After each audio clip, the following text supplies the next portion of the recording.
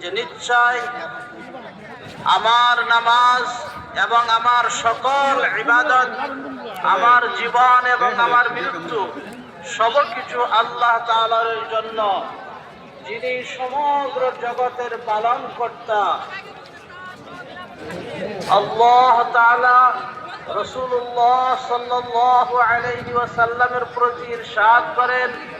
আপনি বলিয়া দিন যে নিশ্চয় আমার নামাজ এবং আমার সকল ইবাদত, আমার জীবন এবং আমার মৃত্যু সবকিছু আল্লাহ তাআলার জন্য, যিনি সমগ্র জগতের পালনকর্তা। عن ابي هريره رضي الله عنه قال قال رسول الله صلى الله عليه وسلم الايمان بضع وسبعون شعبه فافضلها قول لا اله الا الله وادناها اماطه الاذى عن الطريق والحياء شعبه من الايمان رواه مسلم। হযরত আবু হুরায়রা রাদিয়াল্লাহু আনহু হইতে বর্ণিত আছে যে রাসূলুল্লাহ সাল্লাল্লাহু আলাইহি ওয়াসাল্লাম ইরশাদ করিয়াছেন, ঈমানের 70-এরও অধিক শাখা রহিয়াছে, তন্মধ্যে সর্বোত্তম শাখা হইল